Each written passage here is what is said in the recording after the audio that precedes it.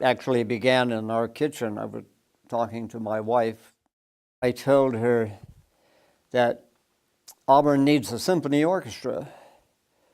She looked at me and said, "What are you trying to get yourself into this time?"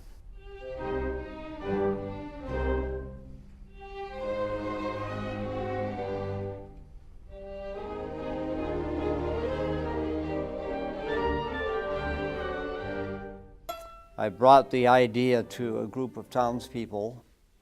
Bob Ding's wonderful man, cellist, was part of that meeting. He stood up in a very loud voice and said, "This will not work. We've tried it before, and you're wasting your time." And immediately following that, Marilyn Gelbach, who is Doc Gelbach's dearly loved and departed wife, stood up and said, "Well, Bob, I don't think you're right. I think this will work, and I'm going to help."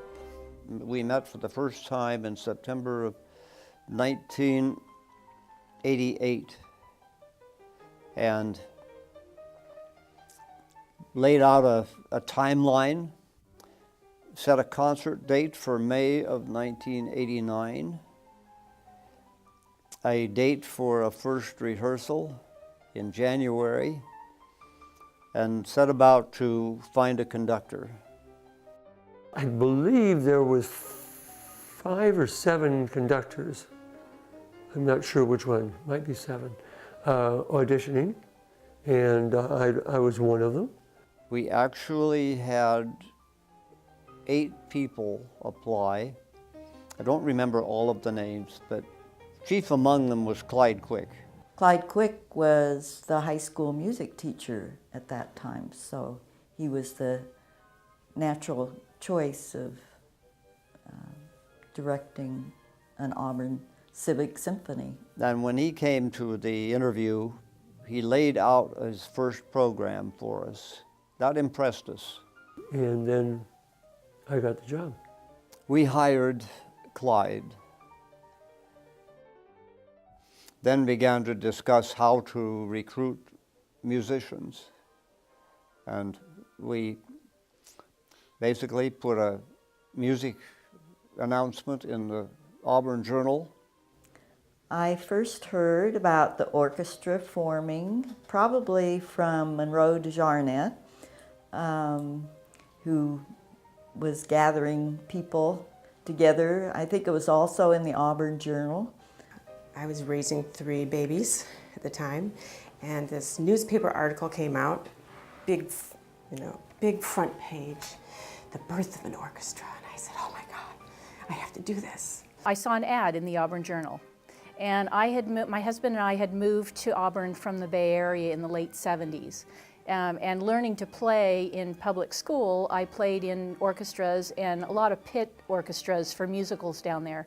So when we moved to Auburn, what I really missed was an outlet for me to be able to continue playing my violin. What drew me to the orchestra was that I loved to play flute, and I had heard that they were starting up an orchestra. Even though I had to audition, which was new for me, I auditioned and made it. I had the music already in the folders. We passed out the folders and had our first rehearsal, and the paper reported that the birth of the orchestra sounded its first yell. I think some of the challenges of the orchestra in the beginning were having musicians that were all able to play the music. First of all, we had some very fine musicians, but we were brand new, so we all had to gel and learn how we could present this music in a beautiful way. The very first performance, we had a full house. I think we had almost 600 people, probably right around 500 people in attendance. So that opening concert, the lead up to it, was just so exciting to see the amount of publicity, the people who were asking questions about it, the people who wanted to come and see this new thing that was happening in Auburn. It was really an exciting thing. Our premiere concert was incredible, and I was scared to death, and many of us were scared because we'd never really performed all together before. And at the end, we were hoping that they would clap, and instead they all jumped out of their seats and screamed, and it was wonderful. And from that time, I was hooked, totally hooked. And when it came together, it took a lot of work. Monroe Desjardins really poured his soul into this, and Clyde Quick poured his soul into making this happen. And there were a lot of community members who volunteered and helped.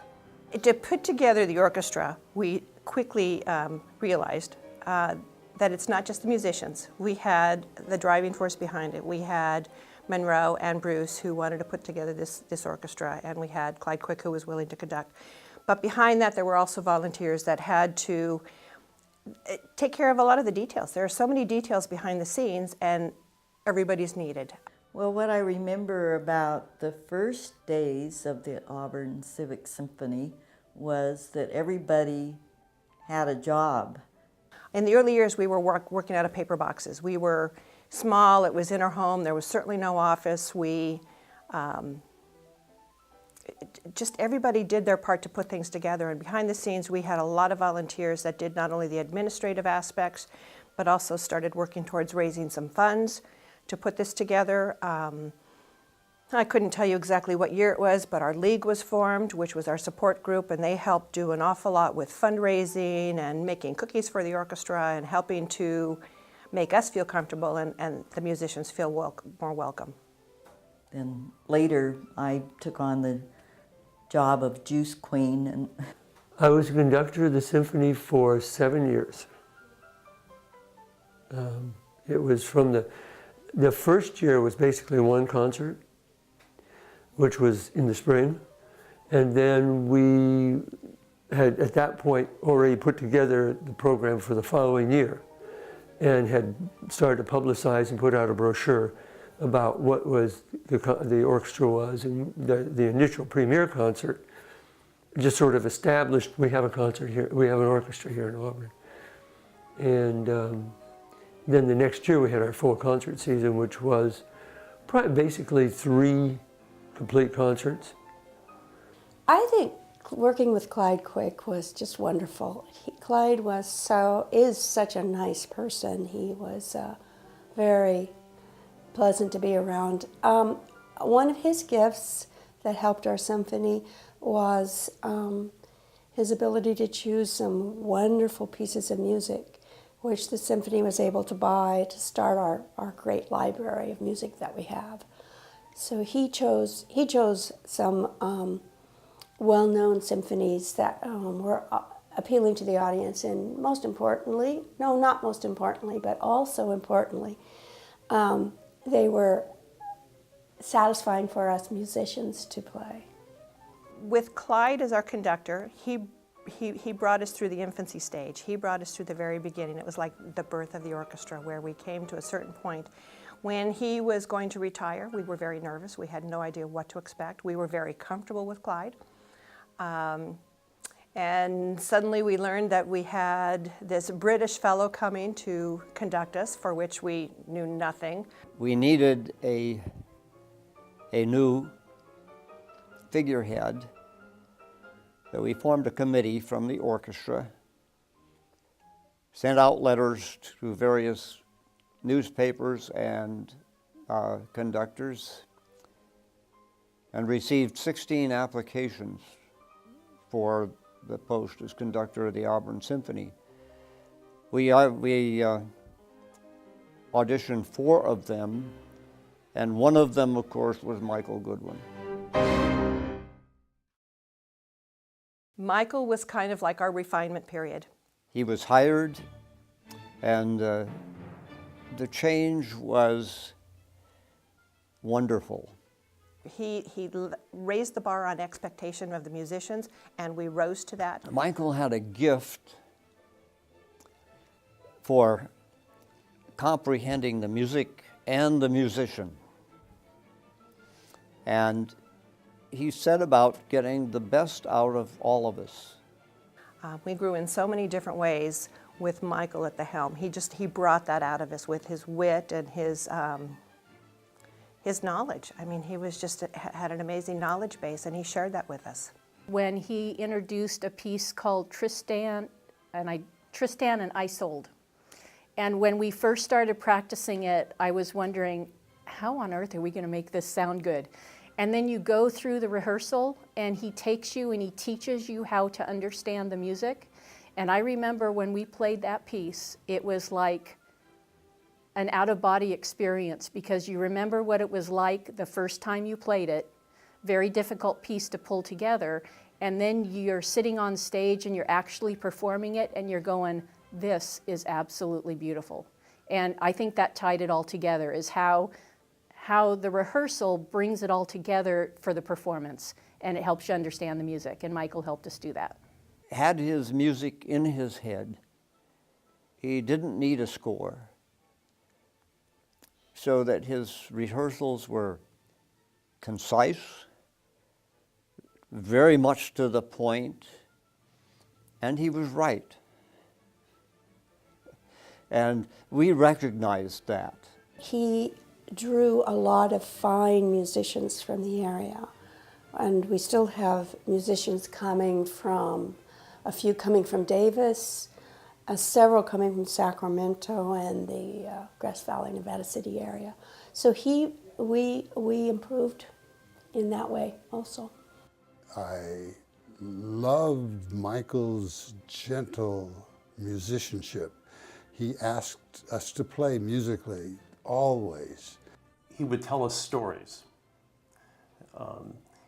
He would stop everybody would just come to a stop, and he'd say, okay, do you all know what really goes on here? And then he would tell us the backstory of if it was an opera or whatever. We were in a raging ocean. He says, this is what the music is supposed to feel like. So rather than tell us to play notes, he told us to play emotions. And it was just a wonderful experience. And his sense of humor, it was sharp, biting sometimes, but it was really terrific. We were thrilled to be able to play at Mondavi for the first time. It was such a different sound. It was sort of awesome, like being in a cathedral. The sound there was absolutely amazing. You could actually hear everyone play. I remember a trombone player telling me that, wow, he'd never heard the violins before. But here we've all been playing for years, but just because of the sound, the dynamic was absolutely amazing. And then to see that vast number, I mean, we went from an audience of potential, 588 people to 1,800.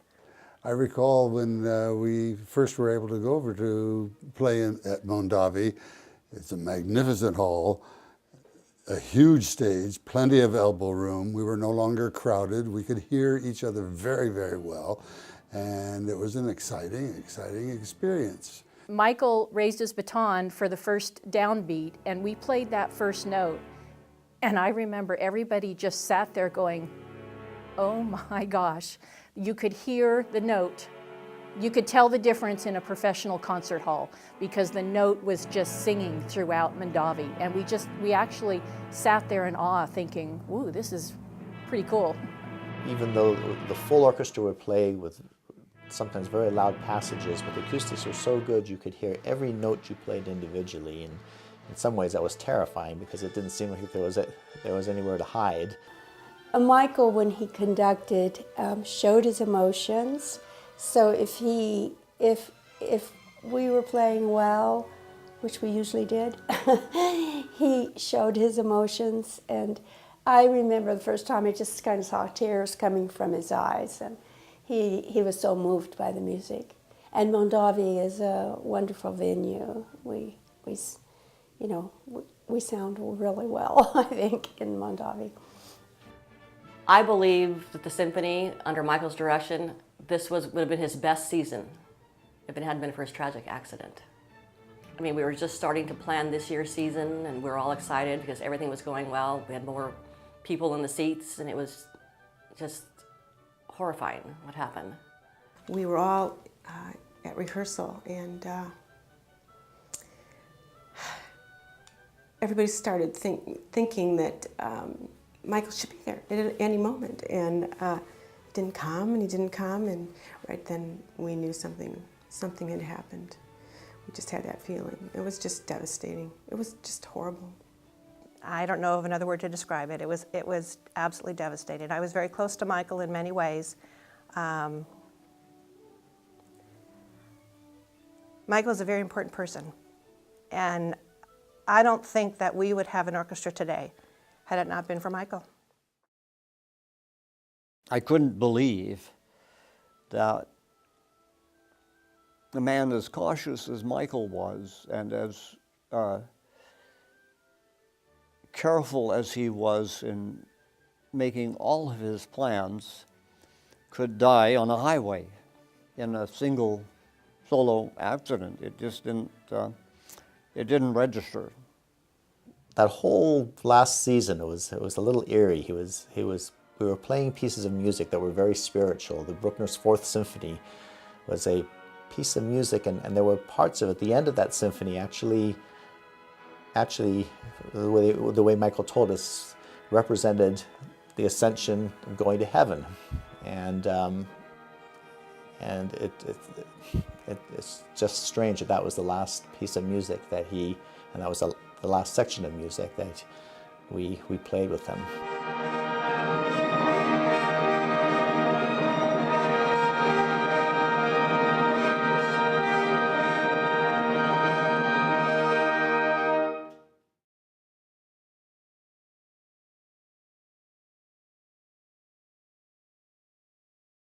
It did go on, and I thought that we should get a dynamic new conductor, and we have that in Peter Jaffe.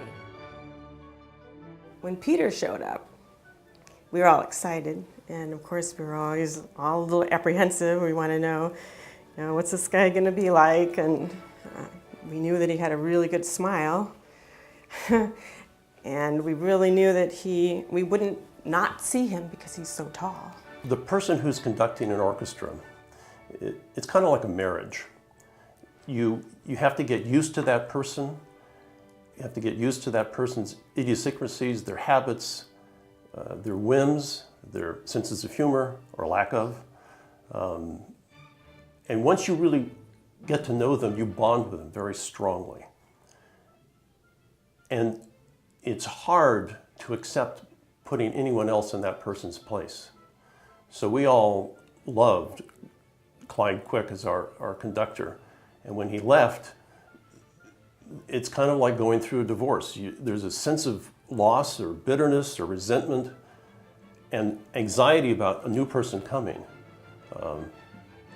But we worked through it and got to know Michael, and of course, we all love Michael. And then when we lost him, again, we all went through another transition of being skeptical about who could replace him. But all things change, and we're thrilled with where the orchestra's going now. Sometimes he seems like just a big kid up there when he's working on a piece and finding a way to solve a problem and make the music sound good, and rehearses us and rehearses each section and all the players. And then we come and perform it, and we do it right and make the music the way it's just so refreshing just to see the big grin and big smile on his face. How the joy he's developed the joy he gets when he sees us playing well, and that's infectious. I think that goes throughout the whole orchestra. It makes us want to play better too, and not be afraid to play well and take some chances. He expects a lot from us, and he gets it because we want to make him happy. That's how we feel. We're just one big family. It offers, for me personally, just an absolute spiritual experience. I could have had the worst day of my life, the busiest day, working too hard. I could think of a million reasons not to go to symphony. But I felt obligated to go, first off, because it's like members of a family. You have to show up to be there, to be responsible for the other members. But as soon as I started to play, within seconds, everything just melted away. All the problems of the day, problems of the world stopped existing.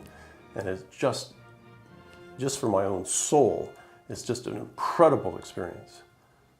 What do I get out of playing in the symphony? I get out a great deal of satisfaction of playing my instrument in a good orchestra and playing this awesome music. You know, the Rachmaninoff we did this past week or so ago at Mondavi was just like going to heaven. It was so good.